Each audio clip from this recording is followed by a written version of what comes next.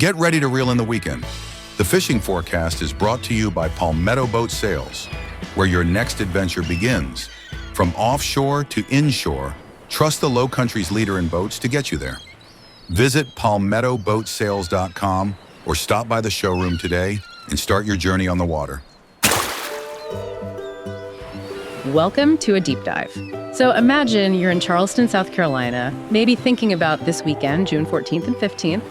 You're looking out at the water and you're wondering, okay, what are the conditions really going to be like? And maybe more importantly, when and where are the best opportunities? Yeah, that's exactly the puzzle we're trying to piece together today. We've gathered quite a mix of sources. You've got your standard weather forecasts, obviously, but we've also got these detailed solunar predictions, tide info, notes on water temperature, and even a heads up on the UV index. It's sort of a whole bundle of different factors. Right, and our mission really is to sift through all that. What are the key bets, the essential takeaways? What do you actually need to know to feel, informed? Maybe even get a bit of an edge if you're planning anything outside, especially near the water in Charleston this Saturday and Sunday. Makes sense. Let's start with the basics, maybe. The weather outlook for those 2 days. What's the atmosphere doing? Okay, let's unpack the weather. So the general vibe for both Saturday the 14th and Sunday the 15th, it's pretty much classic Charleston in mid-June. Humid. Think a mix of sun and clouds, definitely warm, probably muggy. Okay. And if we drill down into Saturday the 14th, the sources are pointing towards a high around, say, 87 degrees Fahrenheit. The low maybe dipping into the mid-70s, near 76. But the really key thing here, the bit you'd want to factor into planning, is that they're not expecting widespread storms. Not during the day, anyway. Okay. So that gives you a bit more breathing room on Saturday. How does Sunday the 15th stack up against that? Sunday looks just a touch warmer. High maybe 88 degrees, low around 75. Still humid, still that sun and cloud mix. Yep. But here's the crucial difference the sources flag. Right. There's a possibility of an afternoon thunderstorm on Sunday. Right. Okay, that definitely changes the calculus. No. Knowing Saturday offers, maybe more certainty weather-wise during the day, while Sunday throws in that afternoon storm risk, that immediately makes you think differently about scheduling your time outside, doesn't it? Oh, absolutely. Saturday, it feels like you have more choices for timing things. Yeah. Morning, afternoon, perhaps less worry. Mm-hmm. But Sunday, you've got to be more strategic, more weather aware as the day goes on. Right. Okay, so we've got the atmosphere sort of sketched out. Now let's start layering in the stuff that's really specific to, say, fishing.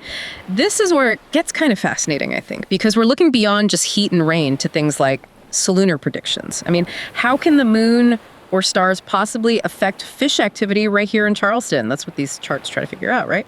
Exactly. So lunar theory basically suggests fish activity ramps up and down based on the sun and moon's positions that predicts these peak times. Mm-hmm. And for Charleston, specifically using ZIP code 29423, the sources give us very precise windows to look at. Okay, so what are those peak times? What are they looking like for the 14th and 15th? All right, for Saturday, June 14th, the major periods, they're supposed to be the best windows are pretty early, like 2.54 a.m. to 4.54 a.m., and then again in the afternoon, 3.1 p.m. to 5.2 a.m. They also list minor periods, shorter bursts, 8.27 a.m. to 9.27 a.m., and then really late, 11.03 p.m. to midnight 03 a.m. Wow, okay. And Sunday the 15th? Sunday's major periods shift a bit later. Morning is 3.45 a.m. to 5.45 a.m. Afternoon is 4.1 p.m. to 6.1 p.m. Interestingly, the sources we looked at didn't list any minor periods for Sunday. Just those two majors. Now, the sources rate both days as average, just 1 star. Does that mean, don't even bother? Or is there more to it? That's a really good question. That average rating, it means overall, looking at the whole 24-hour period, the celestial influence isn't predicted to be super strong compared to maybe other days in the month. But, and this is the fascinating part, even on an average day, those specific major periods, they're still flagged as the times when fish are most likely to be active within that 24-hour window, according to the model. So average doesn't mean dead water. It just means you probably really want to zero in on those peak times to boost your odds. Got it. Okay. So even average days have their moments, potentially. Focus on the windows. Makes sense. Now, beyond the sun and moon, what about the water itself? Let's talk tides. What did the sources say there? Yeah, the sources mentioned moderate tidal coefficients for both days. Saturday's around 67, Sunday's about 64. Moderate coefficient. Okay, why does that matter? What does moderate actually tell someone planning to be out there? Well, it suggests stable currents. You're not dealing with super ripping tides, either incoming or outgoing. which can be pretty favorable, right? It means the water movement near the shore or in channels might be more predictable, easier maybe to keep your bait where you want it. Okay, stable currents lining up hopefully with those solunar windows. What about water temperature? Mid-June, Charleston. I'm guessing it's pretty warm. Oh, exactly. Water temps are typically warm this time of year, and that connects directly to, what kind of fish you might expect to find. It's prime time for targeting those popular warm water species that hang around the area. Perfect. Okay, so let's try to weave this all together. We've got warm, humid weather, Sunday afternoon storm risk, specific solunar peak times, moderate stable currents, and warm water that certain fish love. How do we translate all these different data points into some, actionable advice for someone wanting to get out there? Right, synthesizing it all. Based on these sources, here's what seems like the most practical game plan for the weekend. First thing that really jumps out, timing. It seems absolutely key. Those specific solunar major periods aren't just random numbers. So you really got to aim for those specific windows. Seems like it.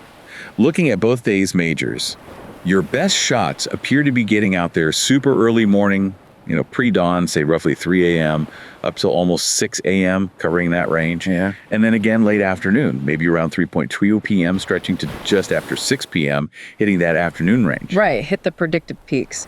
Okay, how does the weather factor in, especially with Sunday's storm potential? That's the next big piece. Saturday's clearer forecast. It gives you options. You could target the morning window or the afternoon one, probably without a huge weather worry hanging over you. Huh? But Sunday, with that afternoon storm risk, you have to be smart. If you are aiming for that late afternoon solunar window on Sunday, you absolutely need to be watching the sky, checking radar, and crucially, plan to be wrapping things up before any storms actually hit. Safety's got to come first there. Yeah, good point. Don't push your left just because the fish might be biting. So timing and weather awareness. What about where to focus and what techniques? Did the sources offer hints there? They did give some location-specific ideas, like for inshore spots, think creeks. Estuaries, the common advice they reflect is using shrimp or maybe live bait rigs. That's where you typically target things like red drum, spotted trout, flounder, black drum, your classic inshore species. Okay, makes sense for inshore. What about nearshore, like out by the reefs? Yeah, for nearshore reefs, the sources mentioned something interesting. Schools of menhaden. They're a key bait fish. When they show up, they can attract the bigger predators. So that's where you might encounter permit, cobia, amberjack, bonita, maybe those big bull reds, even sharks. And the technique suggested there, things like surface popping lures or just standard bottom rigs. All right, so tailor your spot and technique. Got it. Anything else on the practical side? Gear, prep. Yeah, just a couple of quick notes. Waterproof layers are probably a good idea, especially with that Sunday afternoon chance of rain. Though ideally you're heading in if it looks bad. And tackle-wise, given the potential for bigger fish like reds or sharks near shore, the sources imply using mid to heavyweight gear makes sense. You don't want to be undergunned. And one thing we absolutely can't forget, especially on the water, sunscreen, right? Yeah. The sources flagged the UV index. Oh, totally essential. The UV index was recently hitting very high levels, like 6 or 7. Got to expect similar conditions this weekend, spending hours outside, especially with the water reflecting the sun. Yeah, you absolutely need to be applying and reapplying sunscreen, non-negotiable. Okay, so let's boil it all down. If we pull everything together from this deep dive for Charleston, June 14th and 15th, what are the absolute core takeaways? Well, number one seems to be timing. Yeah. The best opportunities based on this data really line up with those specific early morning and late afternoon solunar major periods we talked about. Okay. And the weather, warm, humid. Saturday looks like the drier bet during the day. Sunday, you've got that important risk of afternoon thunderstorms to factor in. Exactly. And the strategy that emerges is basically try to hit those solunar windows, fish the estuaries inshore with the right bait, maybe consider the near shore reefs during those peak times if you're geared up for it, and definitely stay vigilant about Sunday's weather. Plan around it. There you have it, the key insights, the practical game plan for Charleston this weekend, pieced together from all those different sources. It really is pretty amazing when you step back and look at how it all fits together. It is, isn't it? I mean, think about it. You're combining these seemingly disconnected things, celestial patterns from solunar charts, gravitational pulls, driving tides, local weather, seasonal water temps, and somehow layering all that creates this incredibly detailed, dynamic picture for something as specific as planning a fishing trip. It makes you wonder, what other parts of life could maybe benefit from looking at different data points like this, layering them up to see what emerges? That wraps up your weekend fishing forecast powered by Palmetto Boat Sales. your trusted guide to life on the water. Whether you're casting off for fun or chasing the big one, make sure you're doing it in a Palmetto boat. Visit PalmettoBoatSales.com or drop by the showroom. Your next great catch starts here. Still checking 5 apps to figure out if you're fishing or dodging lightning? There's a better way. Hooked on the Forecast is your no-nonsense, 7-minute weekly guide to fishing conditions in South Carolina. Weather, tides, bite times, and no ads for shampoo. Brought to you by Palmetto Boat Sales. Real boats, real fish, no fluff. Click follow and stop guessing. Start catching.